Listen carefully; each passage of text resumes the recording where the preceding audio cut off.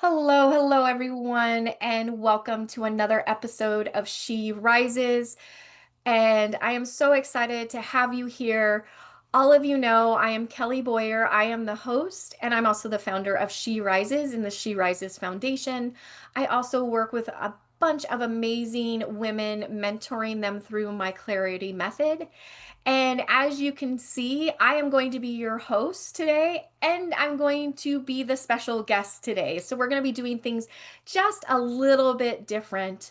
But again, that doesn't take away from the excitement that I have in the heart of She Rises, which again is here to just share and spread information and messaging to really just help women and I'm going to say people all in general just step into their leadership, really trust their intuition, and just create meaningful change in their lives and in the communities that they serve. So, again, today's special guest is me.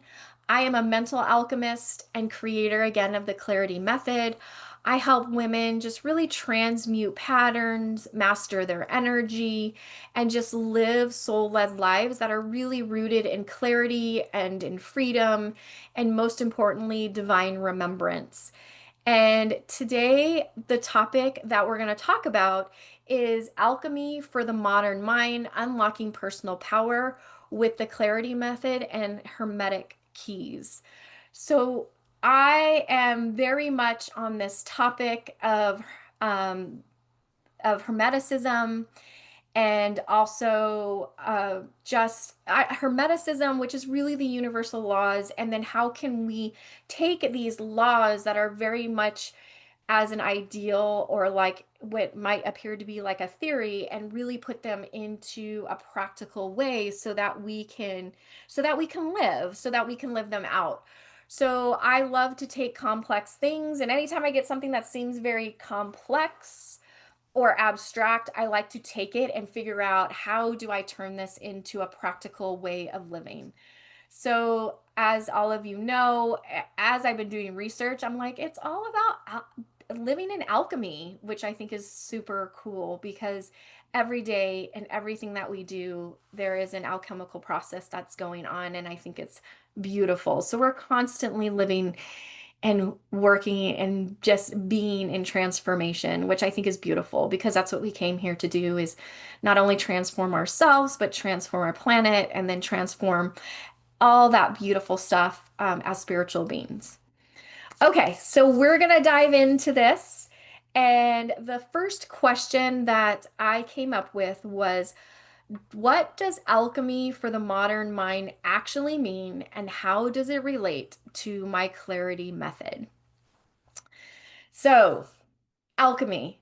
When I talk about alchemy and when I'm talking about alchemy for the modern mind, I'm really talking about transformation on every single level, whether it's mental, emotional, energetic, spiritual. It is truly on all levels of being. So I'm going to say a long, long time ago, the old alchemists were always trying to turn lead into gold. But that's not, even though that was the actual physical process that they were doing, there was so much more to doing that. And what they were really doing was documenting that process of transforming those really dense, shadowy parts of human nature, things like fear, doubt, guilt, shame, the list goes on, is really taking that and transforming that into higher states of consciousness. So things like wisdom and clarity and love and joy.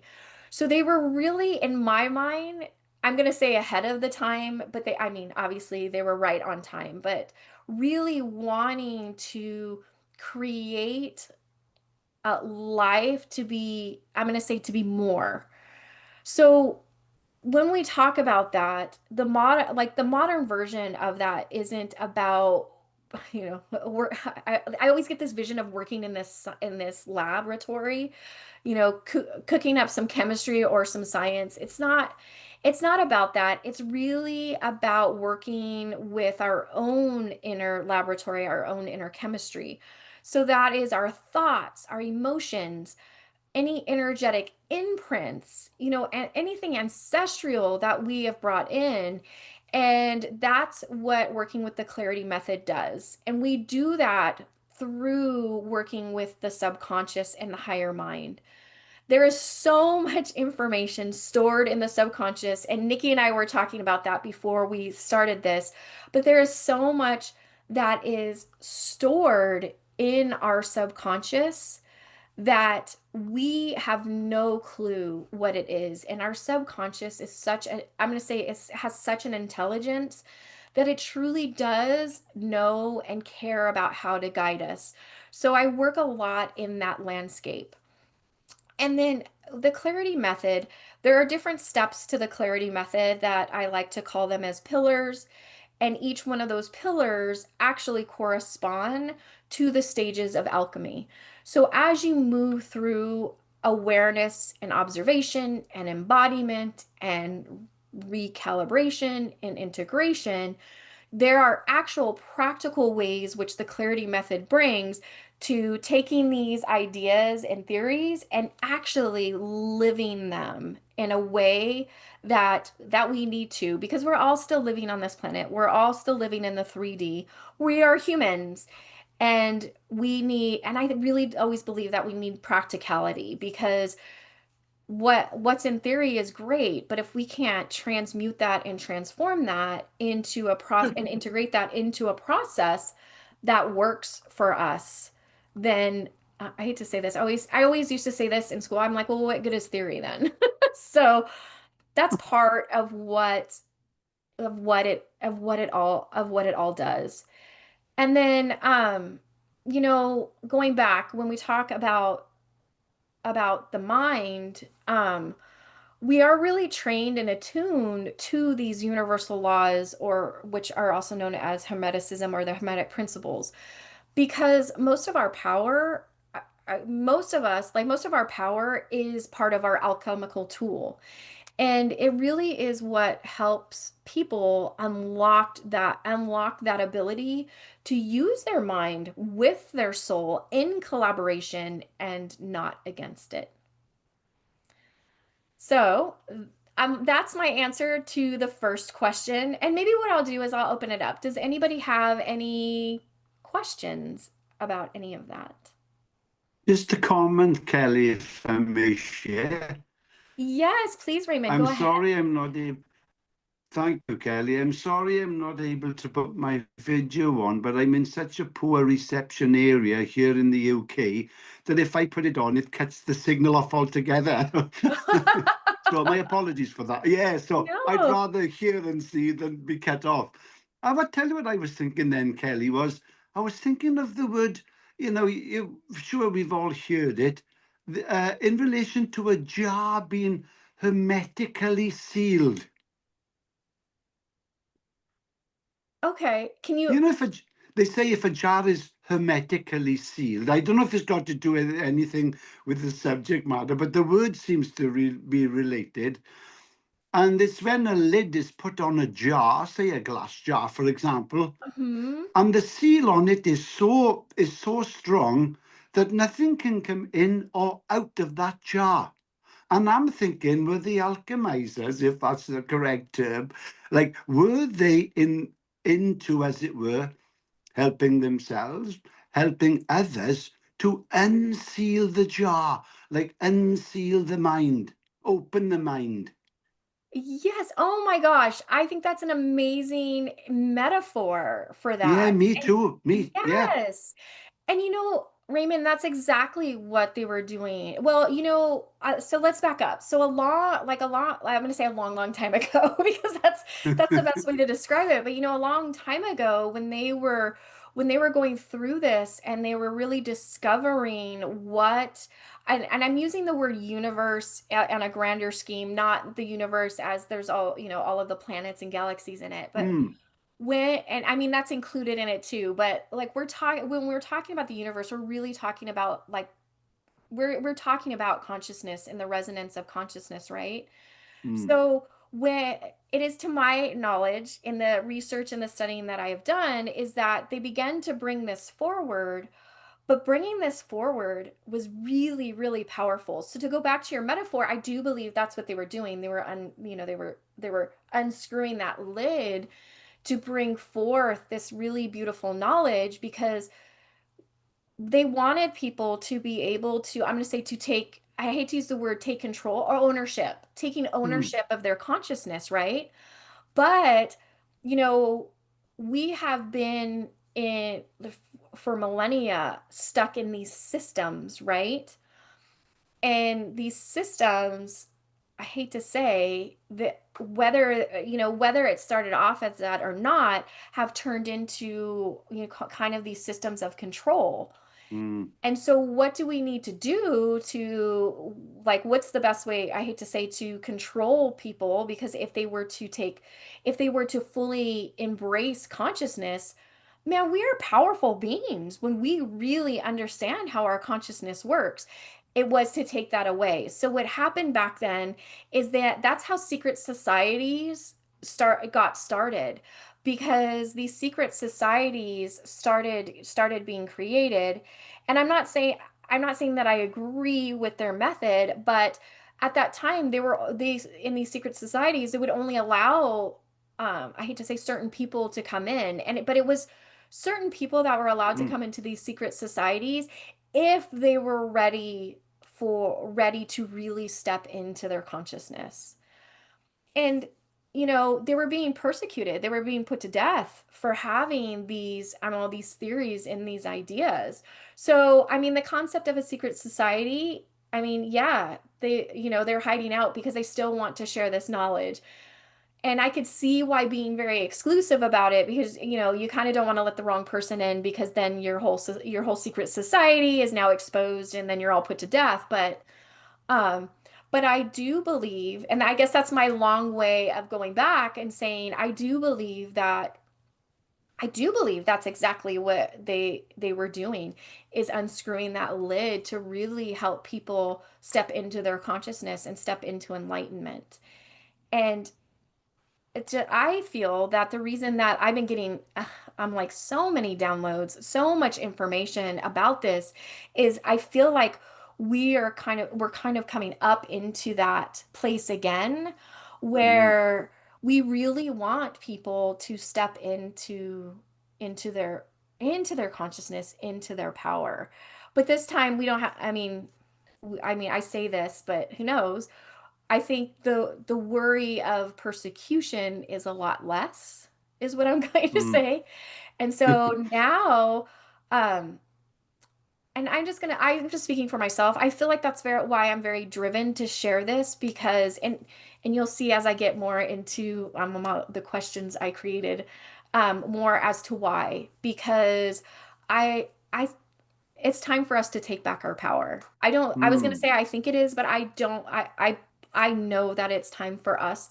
And by power, I don't mean by overthrowing everybody and taking control. mm, Our power is just really stepping into that divine remembrance of who we are and knowing that we are just so supported and loved. And when and I really believe that when we're all in alignment, there's no better power. And I'm talking about the mm, power of like love and like unconditional love and compassion and joy and really seeing people and in circumstances and experiences for what they truly are and not what we've been told for so long on how to view them. Sorry, that was a lot that just came out. I don't know if that answered your question, but I it love. did, Kelly. Oh, It cool. and I'm on the same page as you. Thank you. Thank you so much. I really do honor that. Thank you so much. But I love your metaphor and Raymond, with your permission, I would love to I would love to use that metaphor if I can. I'd be over the moon if you do so. Oh my gosh. Yes, I love it. Yes, and I will credit you every time that I Yeah. use it. So thank you for And sharing that. the thing I've been finding as of late, Kelly, I didn't before, but I have recently. I've been thinking a lot about metaphors, and I Mm, thought, like everything we share about anything precious can be put in a metaphoric form. And Yes. what I find with metaphor, it's not like telling anybody what they should believe or anything of that nature, but it's so open in nature, a metaphor, isn't it? That they can't help but receive it. Well, so I'm glad that you say that. So, I'm going to say from the science perspective, when we're talking about in psychology, one of the reasons that metaphors are often used, and I'm going to kind of go back to biblical times, like even in the Mm, Bible, there's a lot of parables and metaphors that are used in mm, that, is mm, because our subconscious mind speaks in metaphors.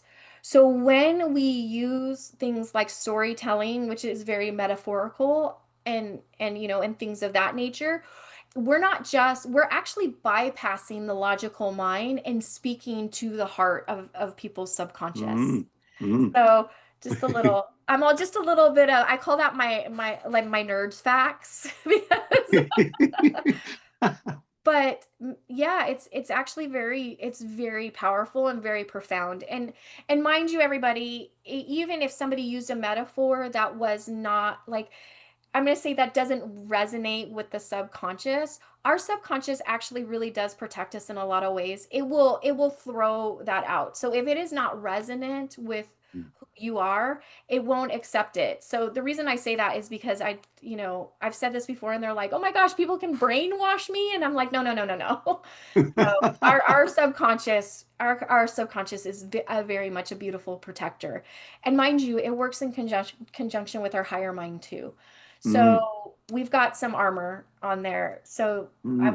I just wanted to share that caveat. So yes. So metaphors are very powerful, and I love that you're starting that you're recognizing that and that's coming to your awareness. It's very powerful. So thank you, Raymond. Does anybody else have any questions before I move to my second question? Beautiful. Thank you, Raymond, for sharing that. An awesome conversation, and I really do appreciate it. So thank you so much. Oh, I have a question. Can you give me examples of how you use the pillars of transformation? I will, Natalie. And if you are willing to kind of stick around and be patient, I actually have that in one of my questions. I will get to my clarity method pillars. Oh, awesome. Okay. I love it. Thank you for that question. Okay. So, my question number two, as I was sitting there thinking, what would I want to ask an interviewee? And this is the question that I created. So, it was you often talk about Hermetic principles.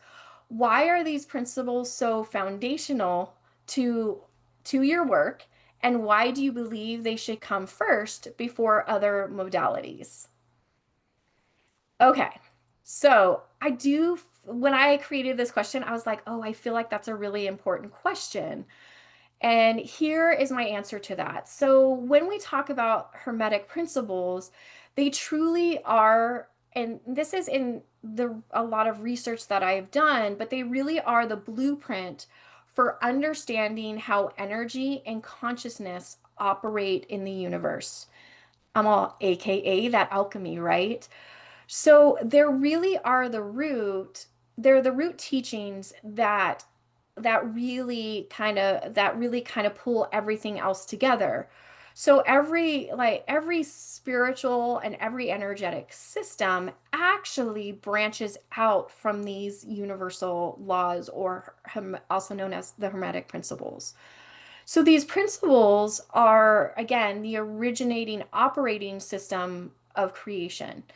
So they oftentimes will describe how truly consciousness moves. They also describe how energy really does organize itself. And I'm talking about all of this in like the bigger in the I'm all in the Mhm. grand scheme of things. And then they also really show how reality takes form. So how we live from day to day, believe it or not, from day to day to moment, we are moving through these universal laws and these hermetic principles. We've just never been taught them. We know about them, but we never I don't feel that we're unless we make a conscious effort that we've ever really been taught to really pay attention to them and how they are corresponding and relating to our lives. So now these principles, they may have been written by humans, but they were not made up by humans.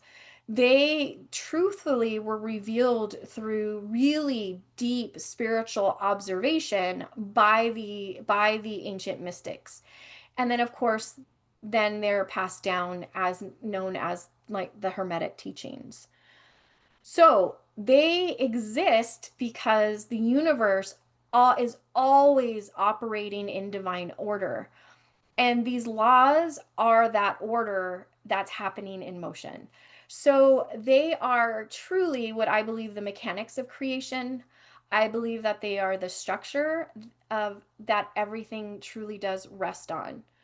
So when we look at things like modalities and such as astrology and human design and energy healing and chakra work, and the list goes on, and even in modern psychology, believe it or not, when you really looked at the root of them, they all echo hermetic wisdom.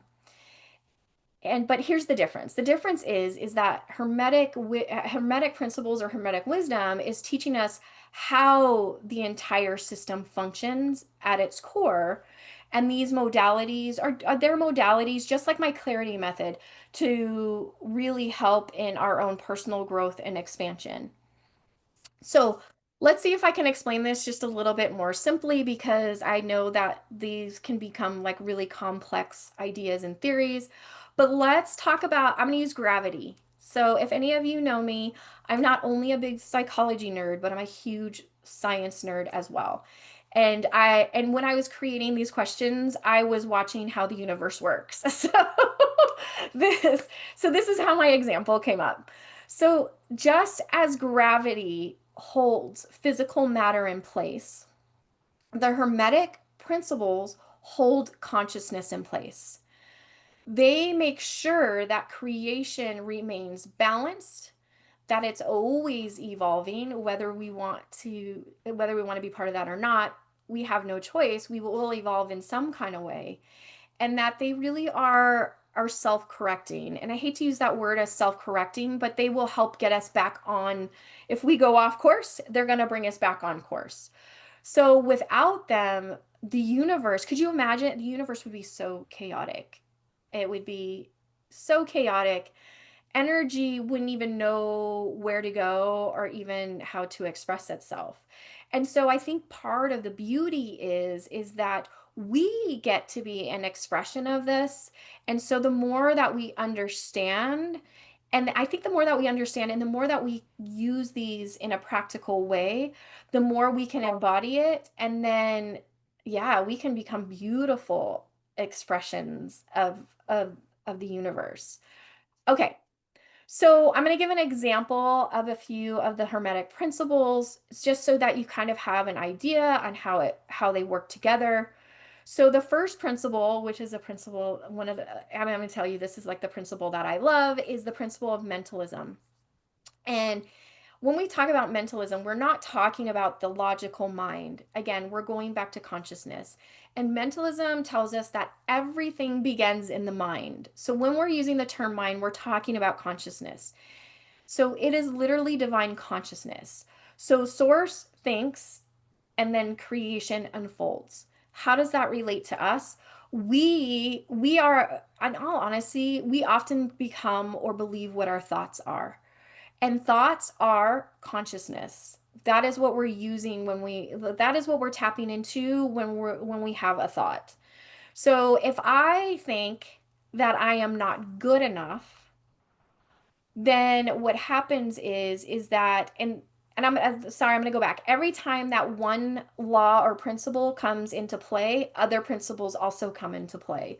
So you'll see them intertwine a lot. So if I am sitting there thinking that I am not good enough, and that is the consciousness that I am putting out in the field, then the next principle that I'm going to talk about, the principle or the law of correspondence, then will mirror back to me that consciousness.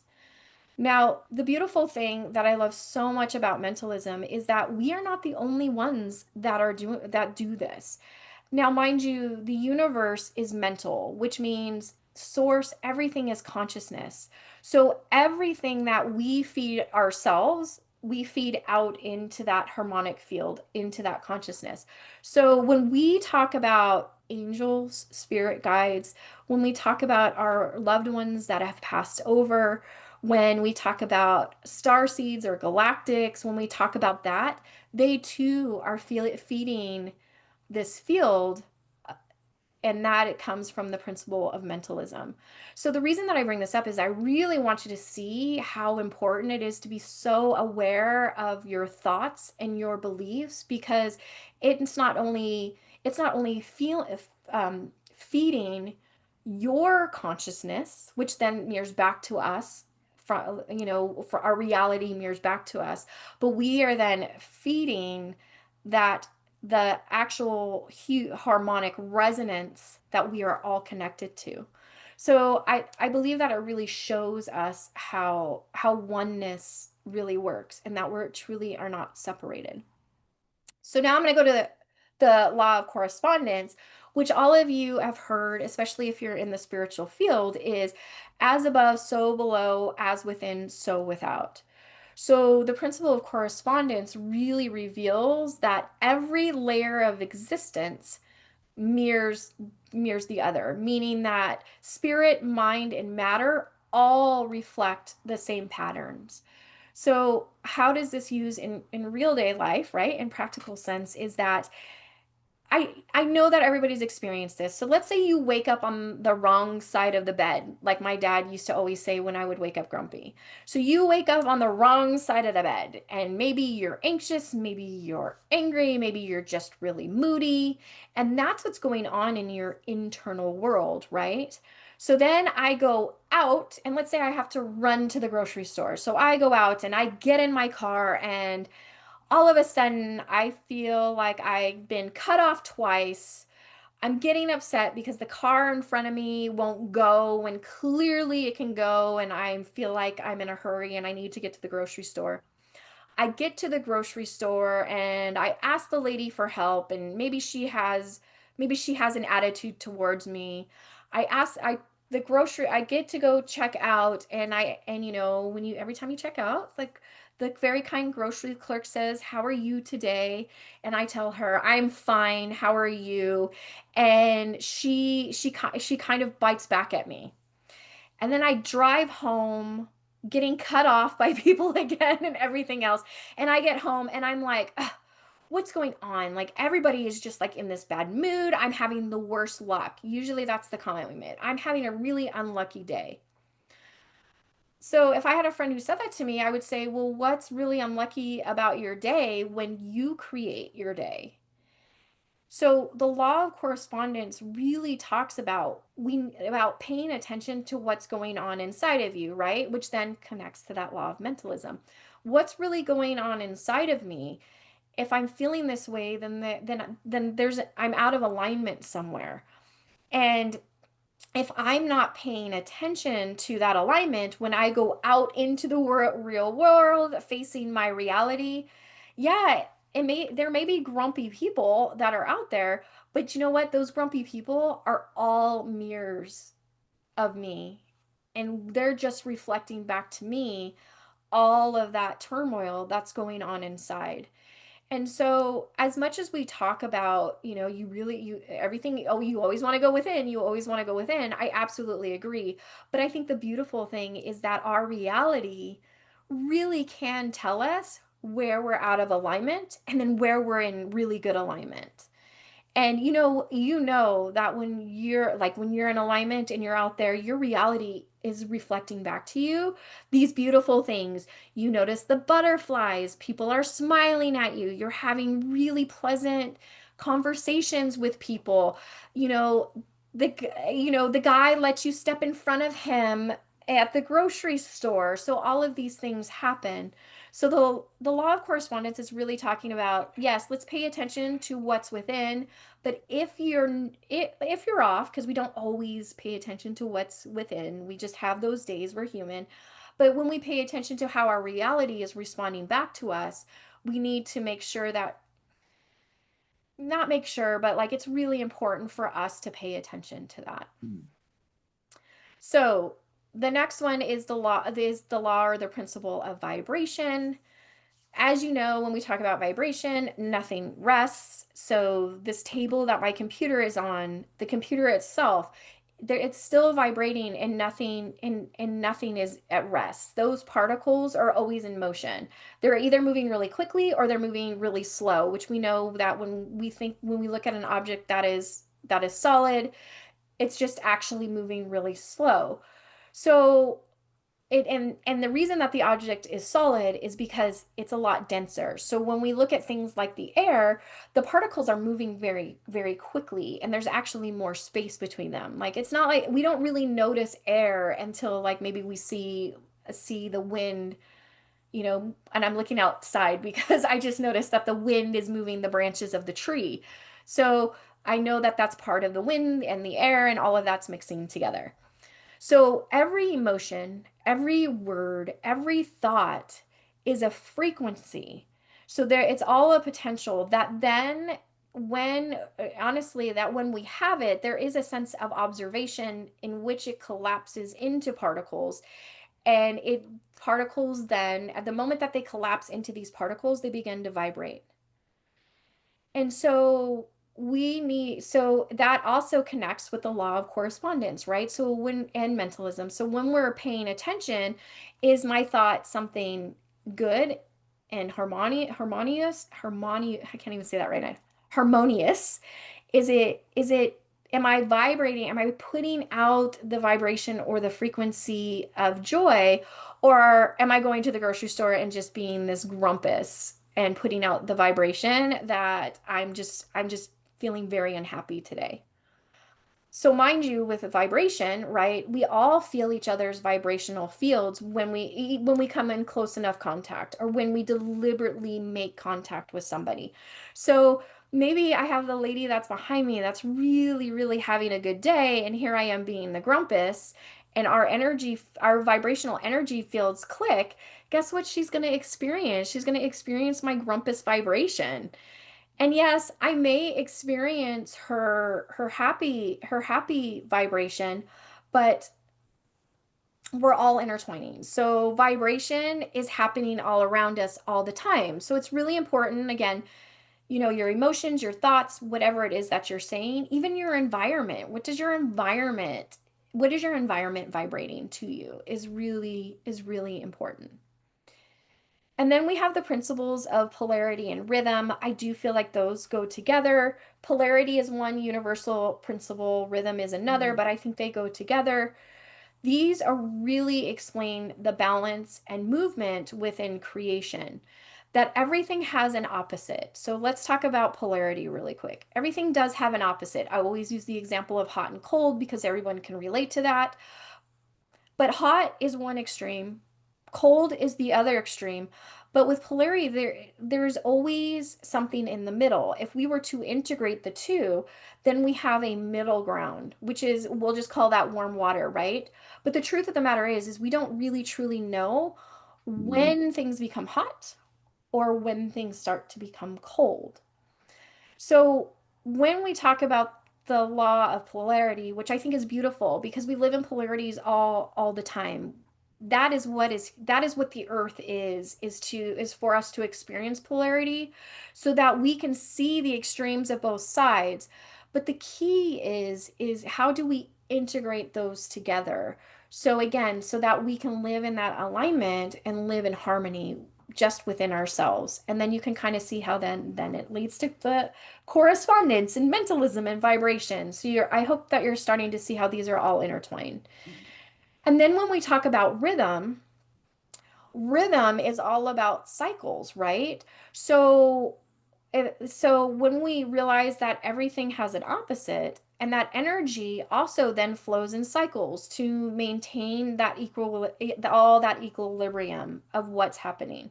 Like we have seasonal cycles, we have lunar cycles, we have, I'm like, I have my own cycle of how I show up every year.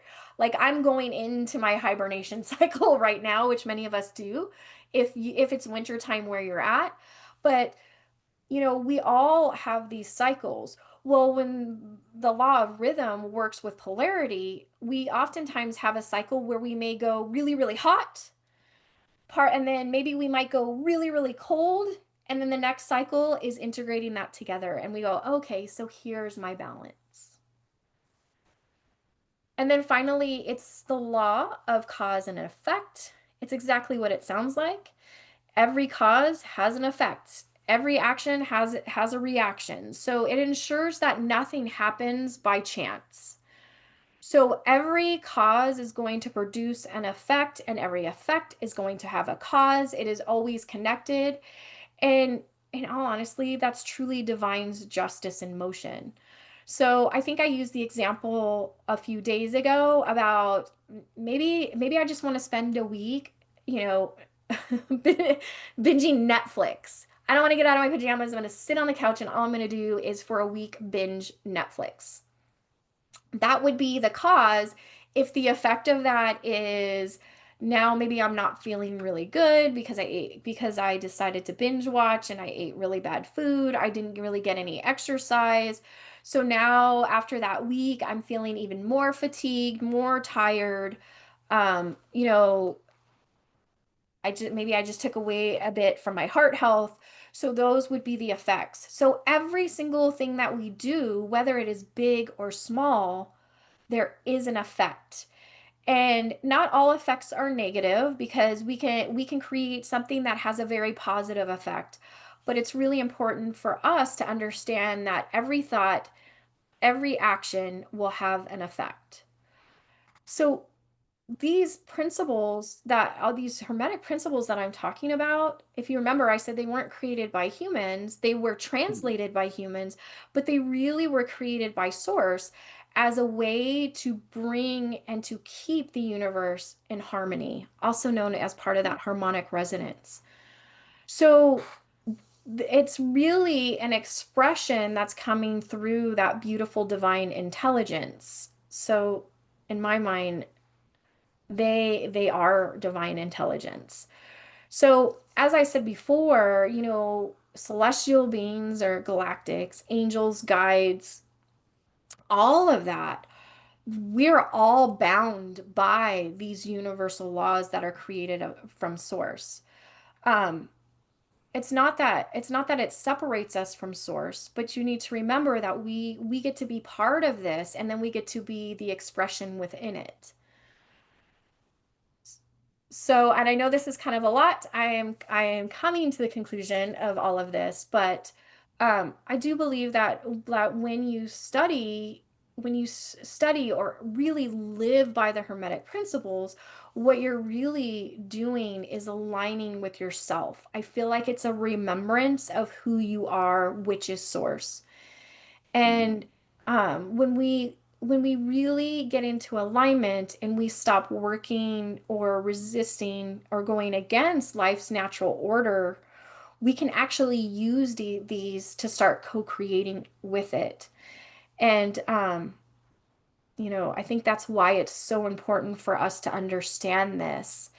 And I really do believe that they're very much foundational. So I'm going to give you one other example, and I'm going to thank my friend for this because she was talking about the ocean the other day, like it was yesterday when I was putting all of this together. But let's use the example of like the ocean. Let's say that you are on a ship and you're trying to navigate the ocean And when you're on the ocean, yes, you can get on your boat, you can go, you can do whatever it is that you're doing, but it may feel a little bit more chaotic and out of control because I don't know about you, but I've never navigated a boat in the ocean. And so if I didn't understand how like tides and gravity work together, I could have the best ship in the world with all of the fancy tools. But if I don't understand how the natural forces of that Mm. ocean work, then who knows? Like I may go adrift. So once I understand how these laws really work, in all honesty, everything falls into place. But again, I think in order for us to fully understand them, that we actually have to live them in practical ways. So I'm gonna pause there because I know that was a lot that I just shared. As you can see, I really, I get a lot, I do channel a lot and I do get like a lot of downloads. And like, as my beautiful friend Nikki knows, usually I get a download and I'm like, here it all is. And I kind of spew it all out to her. But um, I get a lot of information that comes in. I don't know why. I guess I came here and I was like, source, give it all to me all at once. I don't know, but um, again, I'll pause there.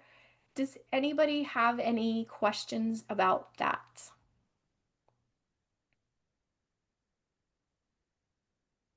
I'll No? go. Oh, go ahead, I'll Raymond. go again if I will, Kelly. Does Yes, please. anybody want to go before me? Oh, I don't know. I don't think so. Nikki says she loves my downloads. Thank you, Nikki.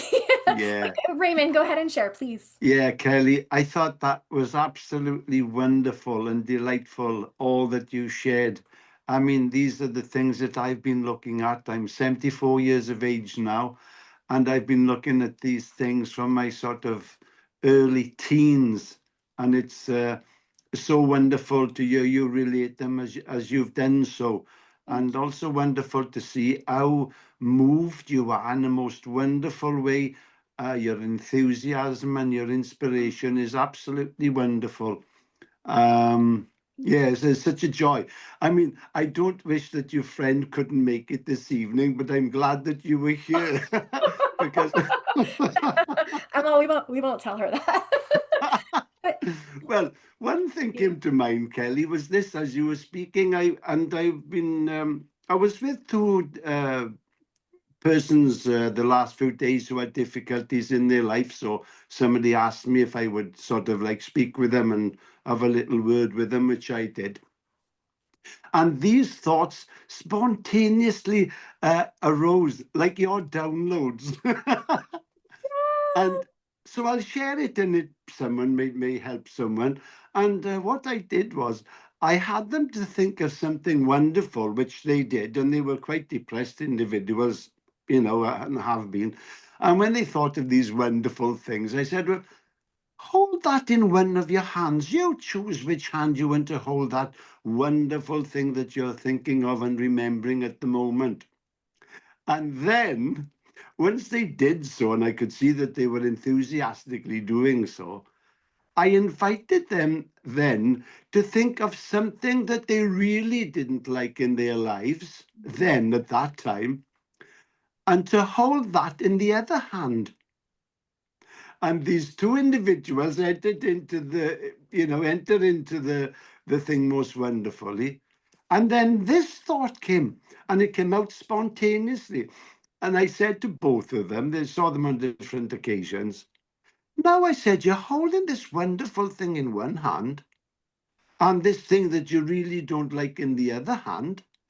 I said, have you realized that you are holding them? Ooh, You, I'm telling you right now, I love that you said that because the moment you said that, Raymond, my like I was like the what I got was like oh, right? I did.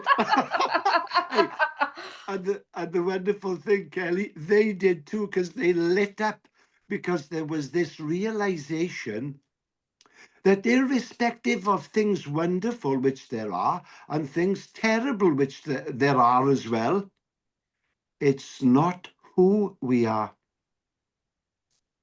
Yes. And to me that also brings up our ability to have choice. Oh, I think that's one of the beautiful things being here.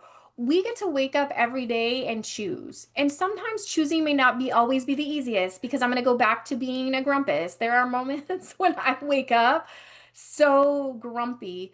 But the moment that I realize that my inner world is not in alignment, I get to choose and I can choose to find things that will either help take me from a density to a really dense kind of a feeling to like a very light and uplifting feeling, which is usually snuggling with my dogs or listening to music. But I could also choose to stay grumpy if I want. And neither one is bad, but you know what? You know what? I get to choose, right? mm, And so I feel like the beautiful thing and I'm going to tell you, Raymond, it wasn't spontaneous. Like you were getting these beautiful you were getting this beautiful download and information to help and be a service to your mm, friends. mm. But you truly what you opened up to them was a door of choice and the realization that we get to and like the beauty that we get to embody all of this. Yes. So I love that you did that.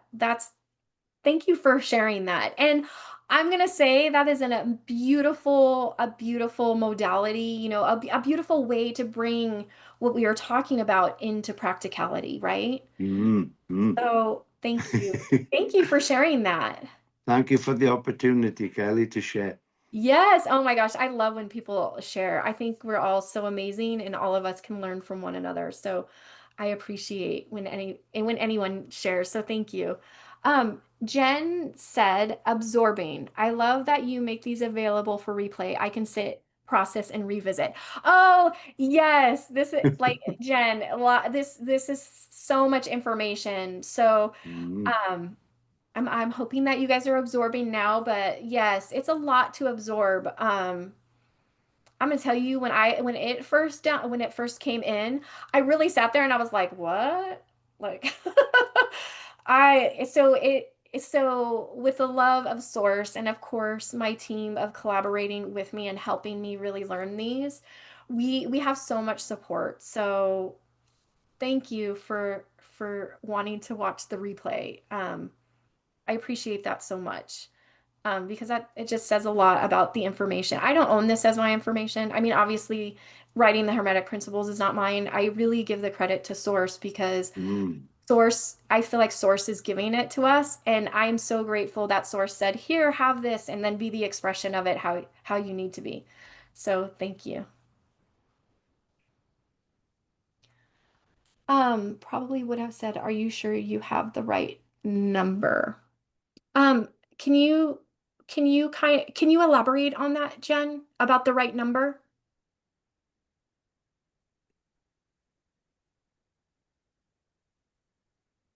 Me? Oh, yeah, I can hear you now. Oh, okay. I mean, if that download came to me, I probably would have been, wait, you have the wrong person. Go to somebody Oh. else. Oh my gosh, I love that. I mean, I'm not gonna lie, I do feel like that sometimes. And like I said, my friend Nikki who's on the call, I feel really bad for her because it comes in and then like I'm all bleh, and I just spew it out to her. And I know she's probably sitting here going, "Oh gosh, I have to sit through hours of Kelly torturing me with this." I'm sure she loves you for it just like we do.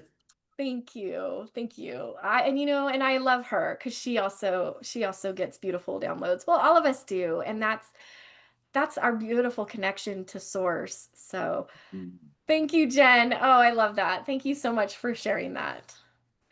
So, are there any other questions? Okay. I'm going to move on to question 3. And Natalie, I'm going to tell you this question is for you.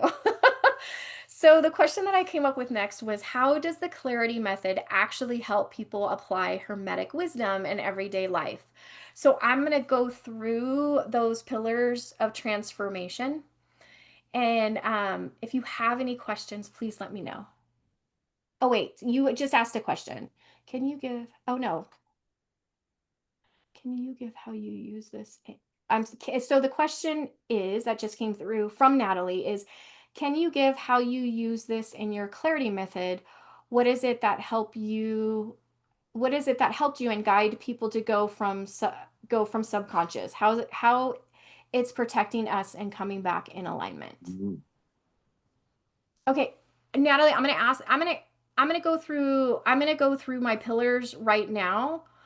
Um, to answer just to kind of answer your question about how the pillars help me, believe it or not. So believe it or not, and I like I said, I'm gonna go through the pillars right now, is that um the question that I asked when I actually downloaded the Clarity Method. I'm going to tell you, I was in one of those grumpy moods because I was like, why am I here? What is my purpose? Like a lot of us ask. And and oddly enough, I was taking a bath and relaxing because I knew that I was just in this mood. And these pillars started coming in. And so usually when information starts coming in, like I take my phone has so many notes, and I start taking notes because it comes in very quickly. And after I got all of these pillars, I was in my moody self, and I was like, okay, that's great. So like what does this mean to me? And it made me realize that, and this is how it helped me, is over time, and I'll be honest, this is the method that I use to help in healing myself. And in my healing practice, I didn't even realize that this way, like this was what I was doing. So I feel that the reason that I got that download was that it was source saying, here, if you need a structure to understand what it is you're doing, we'll give it to you. How's it protecting us and coming back in alignment with the subconscious? Um, So I'm and now okay, I know I said I was going to do the pillars, but to answer your question about the subconscious, believe it or not, Natalie, we go in and out I'm going to say that trance state, because oftentimes that's kind of what it feels like when we're going in and out of our subconscious. The problem is that we don't notice it, or we've never been taught that we're doing that. And believe it or not, we can go in and out of our subconscious by asking ourselves a very simple question that makes us kind of pause, or somebody else can ask us a question. Our subconscious is running 95% of our day. Mm. These programs within the subconscious are constantly running. So let's say somebody says something and you get triggered. Mm. Okay, that's the subconscious reacting. That's not us going, oh my gosh, I'm so triggered. And it comes from the logical mind. The logical mind starts to try to put it in categories and tries to put it in, give it labels and everything. But the subconscious is actually playing the program that is causing our body to react, that is causing us to honestly to kind of feel the way that we're feeling. And it's actually just speaking to us. So the way that our subconscious, believe it or not, protects us, our subconscious is always working for us. And as much as we've been taught before is that our subconscious, it plays all of these awful patterns, but it's not true. It also is playing really positive Mm. patterns for us too. The positive patterns that are playing are for us. Even the negative patterns that are playing, the subconscious believes that it is helping us and it is protecting us, because it is giving us information in the form of, suddenly I feel very anxious, or maybe I start to get a little sad and there's something that I'm missing, or even when it creates maybe a trigger of anger, it is protecting us because it is giving us information and it is saying there's something that we need to look at. So as much as, and a lot of the research that comes out, like it always seems like the subconscious is kind of like our kind of like our little evil thing that's playing in the background. It really isn't. And positive information and what we label as negative information, to the subconscious, it's just information that it's giving to us, and it's making us aware. So the more that we pay attention to things like all of a sudden I'm sitting here and I feel like a weird sensation in my stomach besides hunger. And that's actually, the subconscious, it does create hunger. But on a side note, and you go, wow, that's really weird. I don't know why I'm feeling that. I always encourage people will ask it, feel into it, because the moment that you ask it is the moment that you connect to your subconscious and you start working with it. Now, I'm not 100% sure if that was answering your question, but if you need more clarification, please let me know and I will elaborate on it. I'm going to tell you, I could talk about the subconscious and how it works for us all day long and how we can work with it. So, um, like I said, in my work itself, I do a lot of subconscious work. I am certified in I'm certified in hypnotherapy, but I'm also certified in conversational hypnosis. And to me, that's one of the most powerful ways to really get to the subconscious. When we're talking about hypnosis, it's really like conversational subconscious. Because I know that the word sometimes hypnosis kind of scares people, but that's really what we're doing in my work and through the clarity method, I use that method to move through these pillars, which are not linear, by the way, because we are not linear people. But I move this to help us move through these pillars that I'm going to talk about here in just a second through simple conversation. Because that's what we are. We're social beings. We want to talk to one another. So I use that. And then I've also been trained in a lot of other modalities that do connect to like the subconscious. So for me, I've been doing it a long time. So I naturally put that in there. And then on top of that, I am very intuitive. So the questions that I ask and the way that I'm moving is I am reading the energy in your field and kind of seeing it transpire before, I hate to say, before you actually speak it into existence. So it helps me guide the questions or what part of the pillar that we need to be at, if that makes sense. Okay. So, clarity method. Let's talk about that after all of that big explanation. So the clarity method is really about bridging the gap between knowing what it is that we're needing, such as like knowing the Hermetic principles and actually embodying it. And when we embody it, it's not that we just necessarily sit here and feel all the good feels of what's happening. Part of embodiment is action.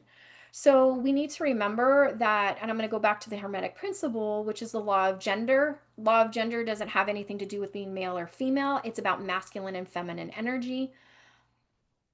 The clarity method brings those, like the clarity method and hermeticism brings those together. And so it helps create that equilibrium of masculine and feminine energy. So we can sit here and we can like I do, like study the spiritual laws forever and ever. But until we actually put them into action and integrate them within our lives, what happens is those patterns that I'm talking about will just keep looping and we'll just keep, I call them subroutines that we fall into, and we will stay and running in those subroutines. And so we have almost like an infinite amount of subroutines that happen because, our subconscious is our little memory bank, our little computer system that remembers everything. And because everything is happening in the now, the past, the present, and the future, it is literally absorbing and recording everything. So that's why we can get caught in these infinite amount of loops. Just like we talk about there's infinite parallel lifetimes. That's part of what we're talking about, right? So the clarity method. So the first pillar of my clarity method is channel the now. This aligns with the law of mentalism.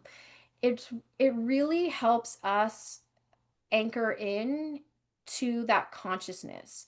What are our thoughts? What are our beliefs? Not what was my belief 5 minutes ago. It's what is my thought and my belief in this present moment. So a lot of somatic work can happen in this. So where am I feeling this in my body presently? How am I breathing? Where am I in this present moment? And what are my thoughts? What am I thinking about? And so the moment that we're able to identify that, the moment we step into awareness, it all comes together. So as soon as it's in your awareness, it's really hard to get rid of it. I mean, let's just call it what it is. So we are already starting to step into that subconscious work. So the moment that we're recognizing how am I breathing, where is this in my body, we're really working with the parasympathetic nervous system. And so now we're tapping into the subconscious. So once we get tapped into that, we're going to start locating the pattern, which ties into correspondence, right? So seeing how your external life is mirroring your internal world. And a lot of times when we talk about patterns of things that have happened to us, the next question that I ask is, well, what was happening? What were you, if you can remember, what were you feeling or what was happening during that time in your life? And a lot of times we put emotions to everything. So whatever you're talking about, you will begin to describe emotions, which then tells me what the internal state was at that time. And so we want to kind of start locating those patterns, because when we start bringing those patterns up again, there's awareness, we're bringing them to light. And now we can really decide, okay, so the pattern that happened 20 years ago that maybe served me then may not be serving me now. So we can start bringing up those truths and those untruths. So once we start working really through all of those patterns and we start untangling that web and we start reprogramming them in the subconscious mind, you'll notice, you will feel the shift in your body when you collaborate, and when you, the subconscious and the superconscious or the higher mind, starts working in collaboration. Your vibration will change and you will start to feel the frequency of what the subconscious is positively creating and what you want to align with. And this oftentimes starts to happen before it really does show up physically. And by physically is like your reality like mirroring back. Um, and then again, we're talking about timelines. We have infinite amount of timelines. So as we're doing this, your subconscious will naturally show you the timeline that's the extreme over here, the timeline that's the extreme over here, and usually what it is that we're looking for, and we often talk about this in parts work. One part of me wants this, another part of me wants that, and what happens is that we are a what we're really wanting is what's in the middle. How do I integrate the two? And so what we're really doing is now we are working with those patterns. So remember, patterns are very cyclical. We're starting to shift that energy into and start understanding the cycles of what's happening. And then and then we're going to recalibrate that frequency, and that's a pillar. Sorry, I should have named the pillar. I'll go back and name all the pillars, but now we're into recalibrating the frequency. And the beautiful thing is that recalibrating the frequency also correlates with integrating the truth. So we're kind of coming back to that cause and effect, showing you how every shift inside of you creates change outside of you. And when we integrate the truth, and integrating the truth is really stepping into our intuition, when we put all of that together and we start noticing that and we start trusting ourselves when a trigger comes up and saying, okay, I need to intuitively feel into this, you will start seeing, honestly, the more you do this, you will naturally just step into this rhythm of what I'm talking about. And so we're going to do those shifts. And then finally, the last pillar is trust, is part of that trust and yielding to divine timing. So this yielding to divine timing actually brings in all of those 7 principles that ultimately, when we truly surrender to the universal order, and I say surrender in meaning that it's okay to let go without having to know the outcome, because oftentimes and I believe Tony Ghazi said this best last week, is that it's really hard for us to surrender. And we say we're going to surrender as soon as we know what the outcome is. But that's not surrendering, that's controlling. So if we can trust that we are when we let that go and we are in the right place at the right time, the universe will naturally, I'm going to say all these things that I said into structure, will naturally start leading us towards that alchemization of moving us towards transformation. It will start helping us make adjustments because that's part of what the laws do, right? It course corrects. And we can either do that screaming or yelling, which I have done quite often. I'm not going to lie, I'm human too, or we can really relax into it and allow it to flow through us.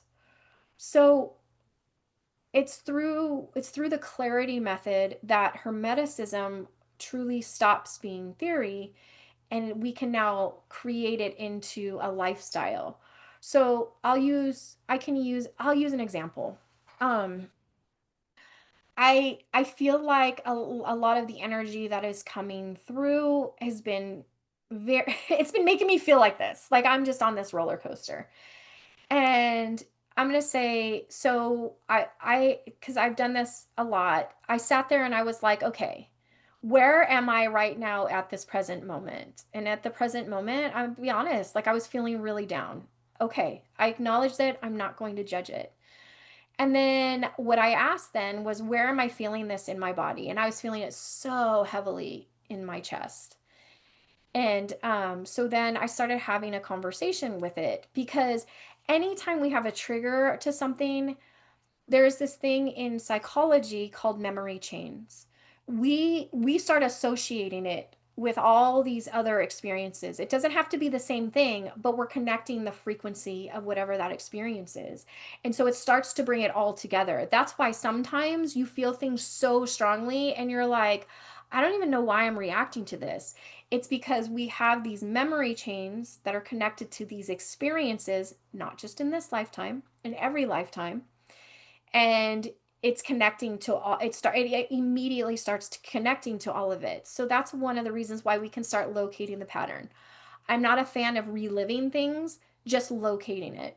So I started to locate this without feeling guilty or shame, allowing it to start flowing through me.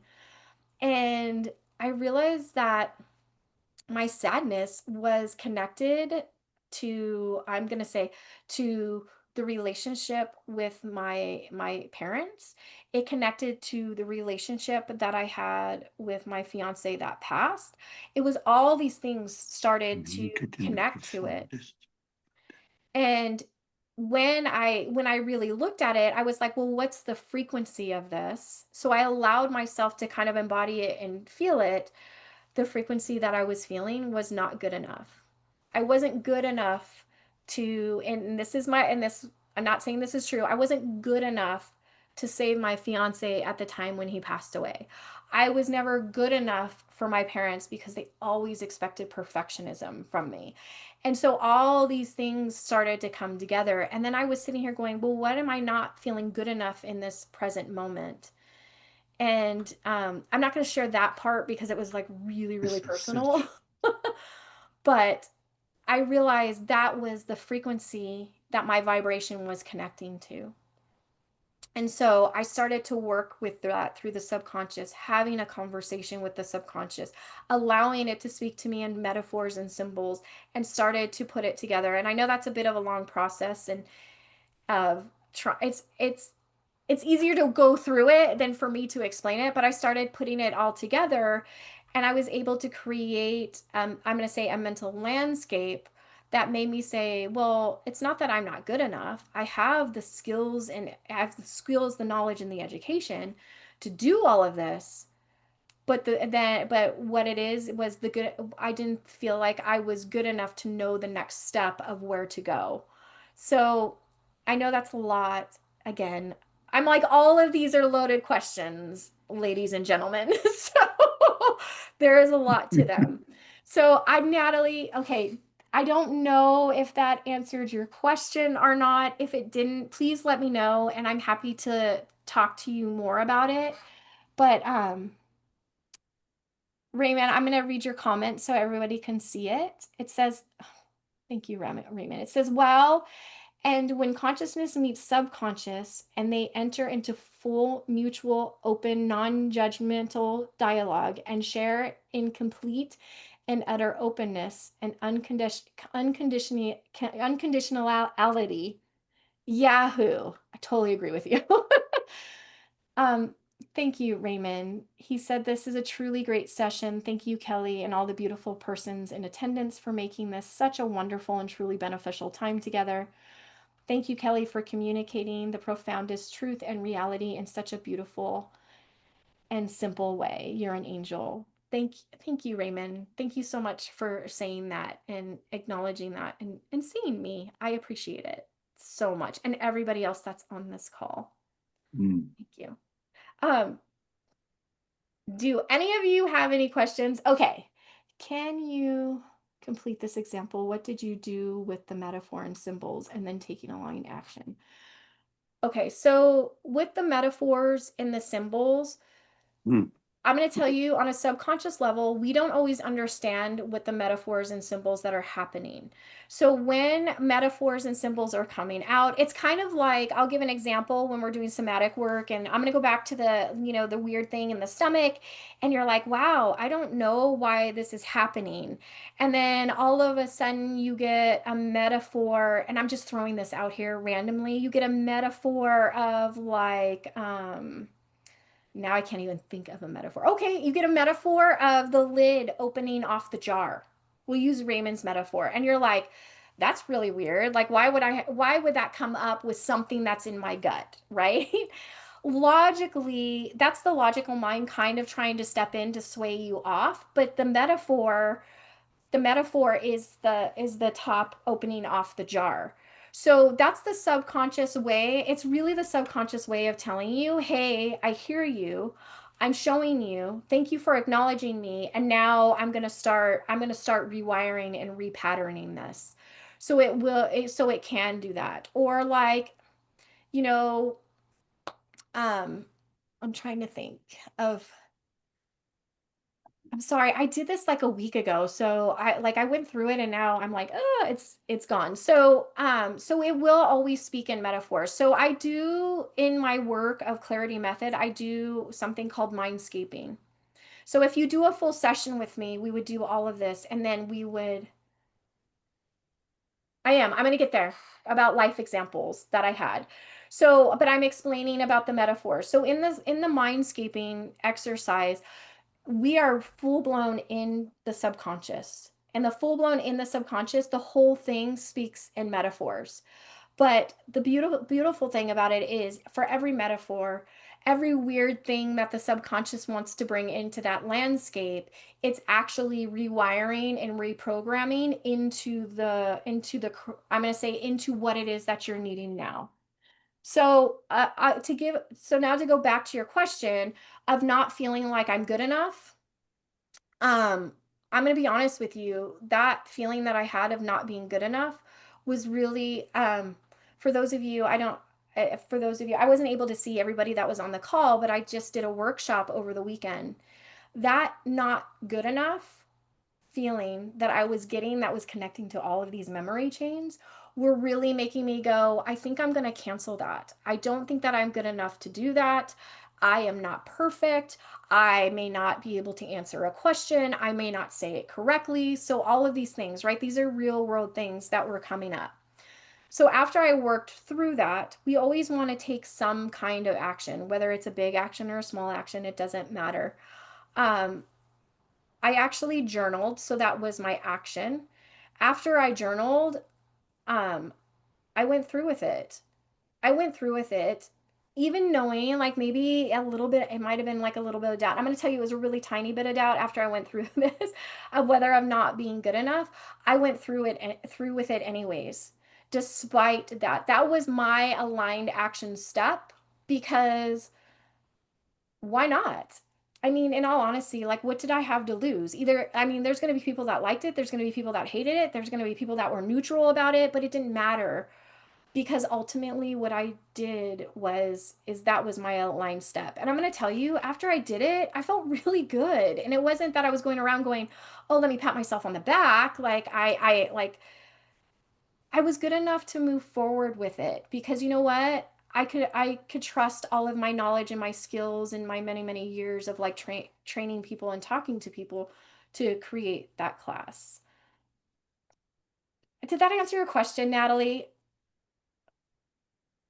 So you chose your vibration in you are enough as the deeper truth. Yes, that's your. I'm all. Oh, thank you for bringing it all together, Natalie. Absolutely. I like what I did was is I stayed connected to that vibration that truly is the truth. We're always good enough. Like we wouldn't have come here and we wouldn't be these beautiful beings of light if we aren't good enough to just be who we are. And so you're absolutely right. That is what I chose to do. And I stayed connected to that vibration. And I'm not saying that it's always easy that once you connect to it, because we've got to try to hold that vibration, especially there was days in between before I did that workshop. But I always went back to the truth of that vibration because that truth, that vibrational truth, I'm going to tell you, we know that it is resonant because it feels good. It is not something that we can argue with. We feel it mind, body, and soul when we connect with it. Now, what happens is that if we allow the logical mind to step back in, the logical mind's going to tell you all the reasons why you can't. So we have to be aware of our thoughts. That's why the law of mentalism is so important. What is my thought? Because the law of mentalism will really help always take us back to our truth, which is the remembrance of who we are. Did that help you, Natalie? I hope so. Because I know that's a lot. Okay. So now I mean we may have let it, yes, starting to understand your process. Oh, thank you. Thank you, Natalie. I mean, I am a complex person. I didn't come to Earth to be um anything but complex, to be honest. And it's sometimes it's annoying to me. So because I'm like, why can I just like I said, I get so much information that's downloaded. I'm like, why can't I just get it like in simple bite-sized chunks? But that's not how it is. So my work, I'm going to tell you the work that I do is complex because we are multidimensional beings. I want to work with people on that multidimensionality um, because when we do, we work with the full, I'm going to say the full being rather than just parts and pieces of us. Because parts and pieces of us is not what we are. We're not one thing. We are these beautiful, complicated, multidimensional beings. So, um, in my mind, if we're gonna do some really deep work where we can really step into that growth and expansion of who we are, then like that's the type of work that I'm gonna tell you that I signed up for and that I want to do. But I do it. But the truth is I'm holding that container for you so that you can really just feel held and I want it to feel very soft and gentle. So it may be the way that I explain it, it might sound a little rough around the edges, but I promise you the process is very soft and gentle because there's no wrong way for you to do this or to heal or to discover who you are.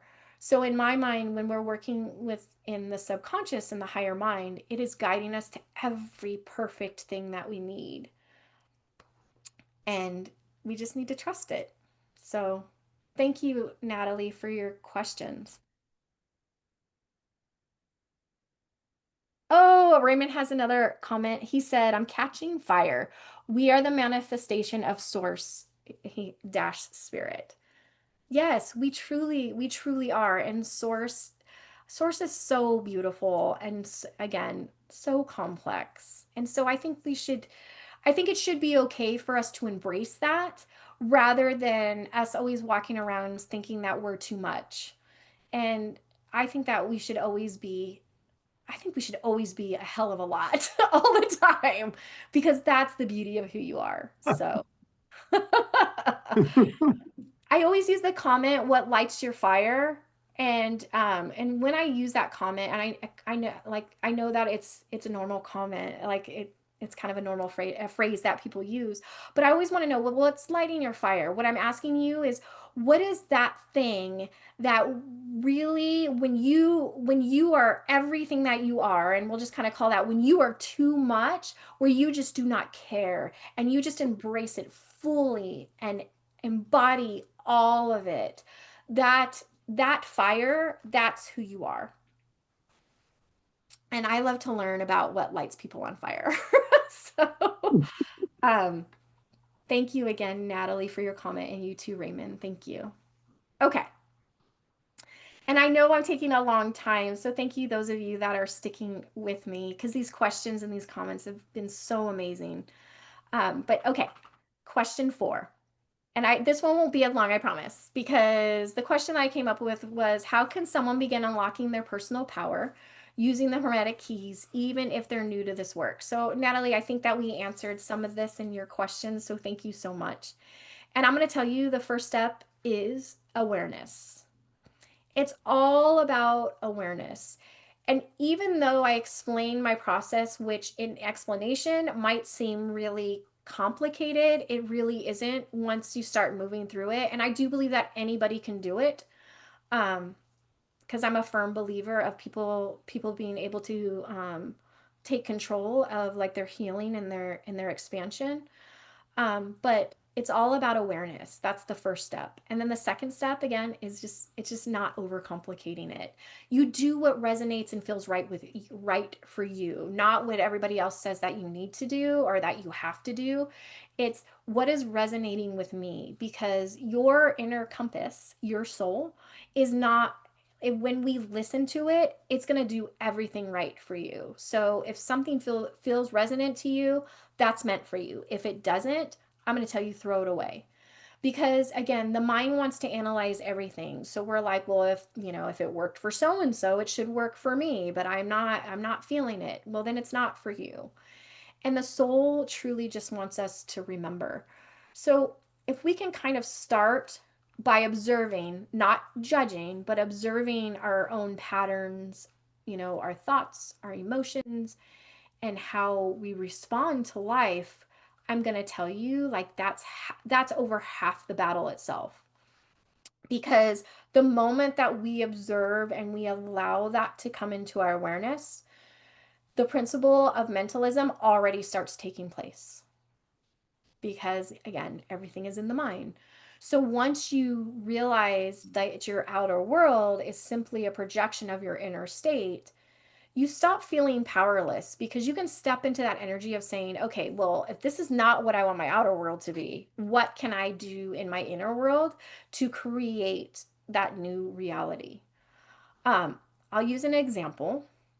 So I love human design, and in human design, I'm a projector. And let me tell you, as a projector, your outside world is always talking, is always talking to you and how you're feeling.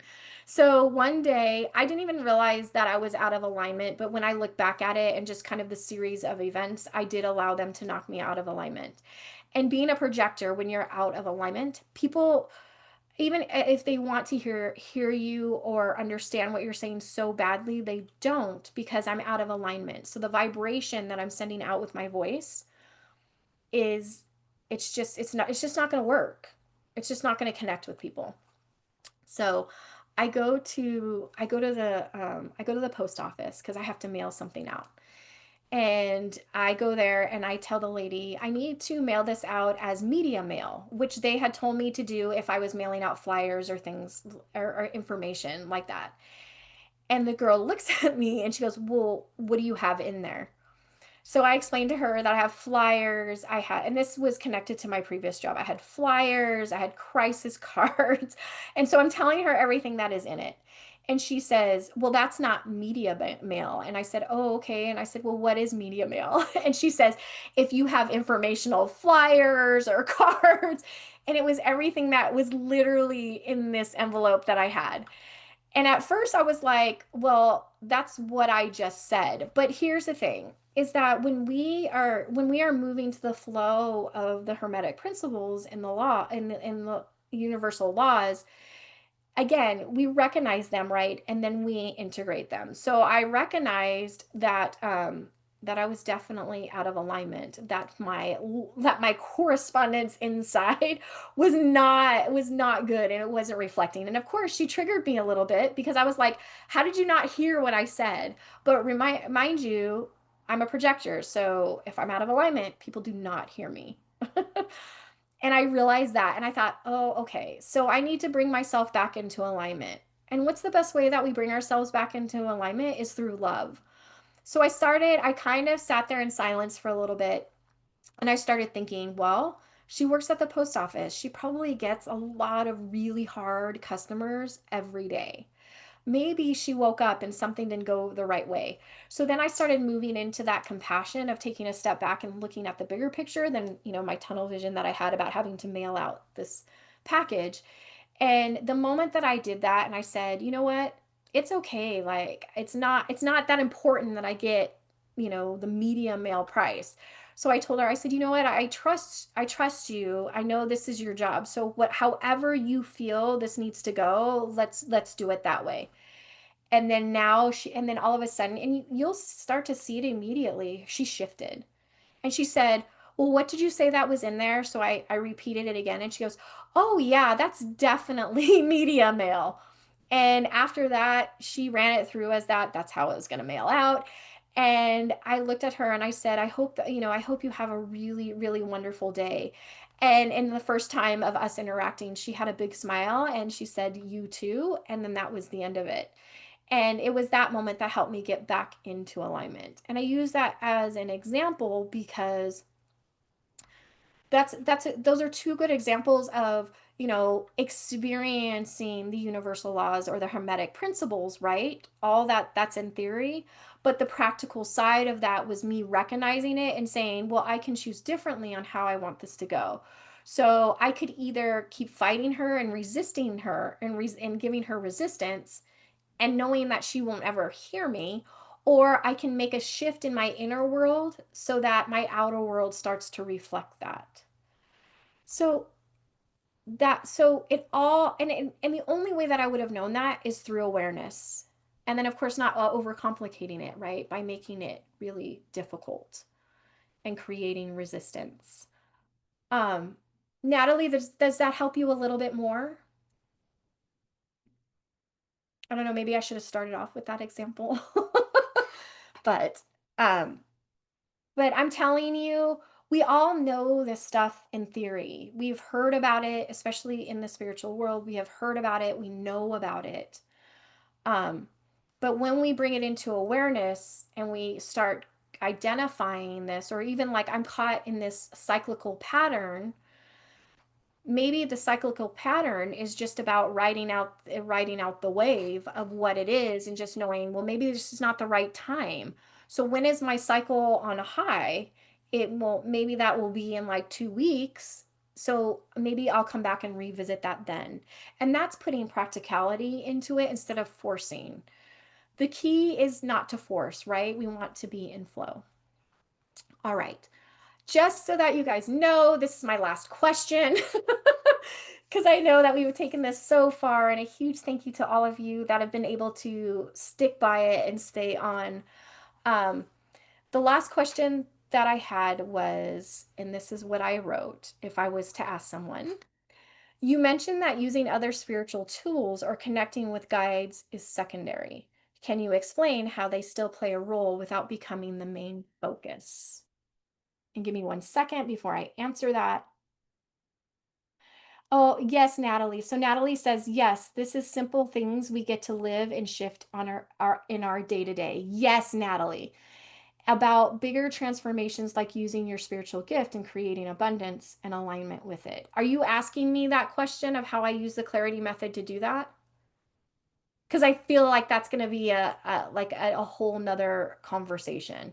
Actually, no, if you're asking that question, I feel like our day to day also goes hand in hand with bigger transformation. The only way that we can make big transformation is starting with the small transformation.